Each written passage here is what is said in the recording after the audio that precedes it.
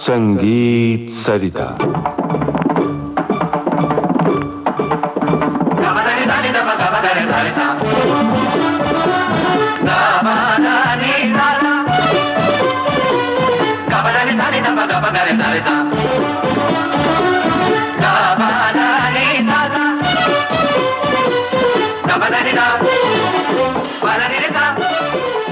नमस्कार। संगीत सरिता कार्यक्रम में इन दिनों आप सुन रहे हैं श्रृंखला मेरी संगीत यात्रा। आमंत्रित कलाकार हैं मैहर घराने की सुप्रसिद्ध सितार वादिका विदुषी मंजू मेहता। आपसे बातचीत की है गायक और संगीत विशेषज्ञ अमरेंद्र धनेश्वर ने। आइए सुनते हैं इस श्रृंखला की चौथी कड़ी। श्रोताओं, संगीत सरिता की इस कड़ी में आप सबका स्वागत। हमारे साथ स्टूडियो में उपस्थित है सितार वादिका विदुषी मंजू मेहता। आज हम मंजू जी से बात करेंगे मैहर घराने के बारे में, जिस घराने में उनकी शिक्षा हुई है और जिस घराने की परंपरा का वो अपनी बहुत ही अच्छे ढंग से निर्वाह कर रही है। तो मैं मंजू जी आपसे ये पूछना चाहूँगा कि मैहर घराने के संस्थापक कौन हैं? असल में हमको मैहर घराने के बारे में जानने के लिए सबसे पहले उस्ताद अलाउद्दीन खां साहब के बारे में जानना पड़े। ये जो सैनिया घराने के वजीर खां साहब थे, उनके पास में उनकी शिक्षा हुई। तो ये जो वजीर खां साहब का घराना था, तो इस अंग में हम देखते हैं कि उन्होंने बीन अंग का वादन ज़्यादा जो है वो एडॉप्ट किया। तो बीन अंग की वजह से जो आलाप होता है वो सैनिया घराने में ध्रुपद स्टाइल से आलाप किया जाता है, और फिर गत में जो ख्याल स्टाइल से गत का चलन होता है।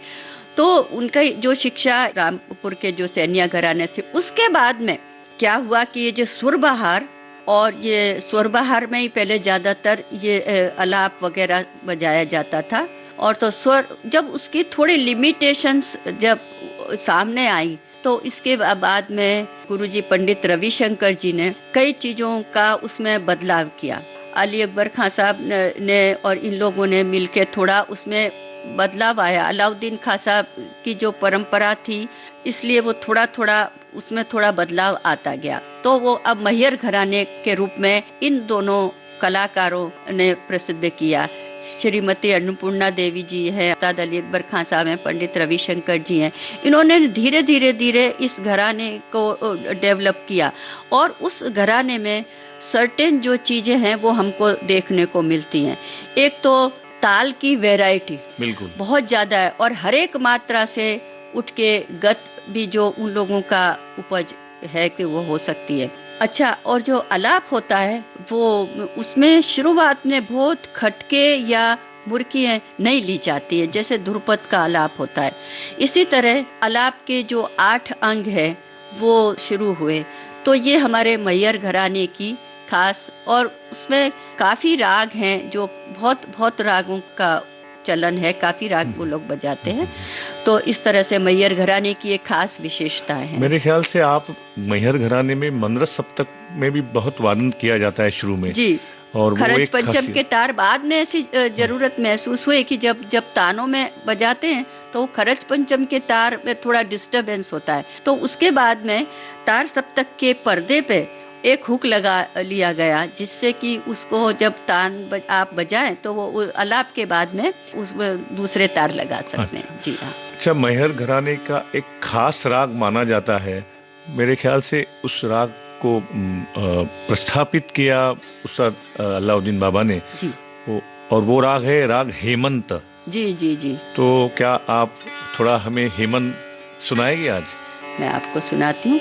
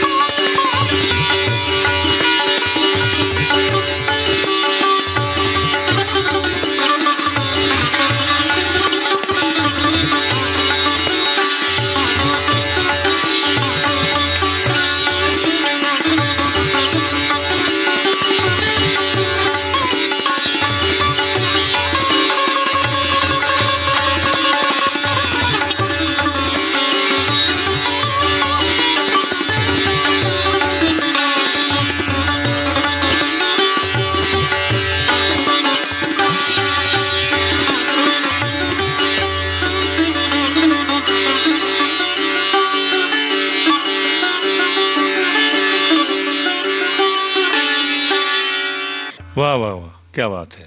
अब राग हेमंत पर आधारित एक फिल्मी गीत हम सुनते हैं। तुम बिन जीवन कैसा जीवन, तुम बिन जीवन कैसा जीवन, फूल खिले तो दिल मुरझाए, फूल खिले तो दिल मुरझाए, आग लगे जब बरसे सावन, तुम बिन जीवन कैसा जीवन, तुम बिन जीवन।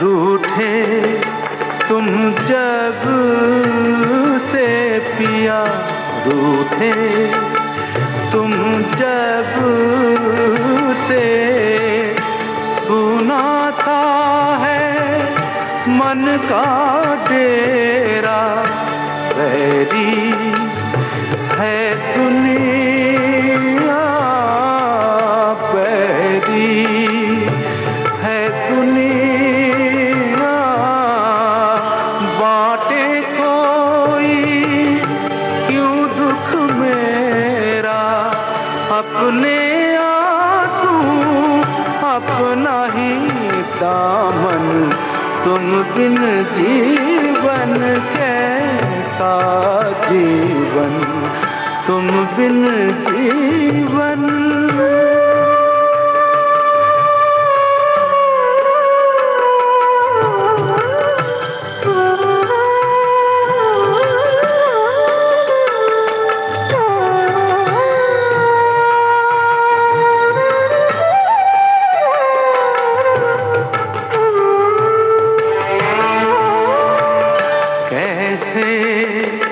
दिल बहले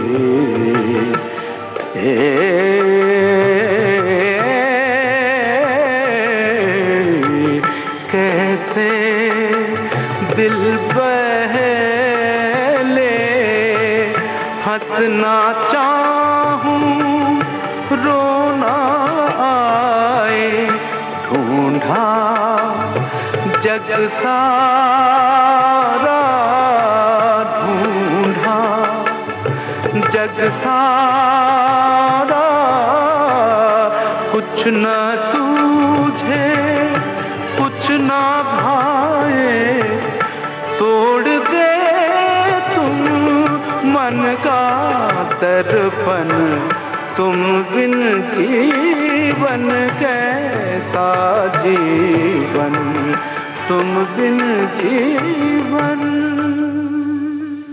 संगीत सरिता कार्यक्रम में आप सुन रहे थे श्रृंखला मेरी संगीत यात्रा। आज आपको सुनवाई इस श्रृंखला की चौथी कड़ी। आमंत्रित कलाकार सितार वादिका विदुषी मंजू मेहता। आपसे बातचीत कर रहे थे गायक और संगीत विशेषज्ञ अमरेंद्र धनेश्वर। तबले पर इनका साथ दिया प्रसाद पाधे ने। विविध भारती के संग्रहालय से प्राप्त इस कार्यक्रम की प्रस्तुतकर्ता मनीषा जैन।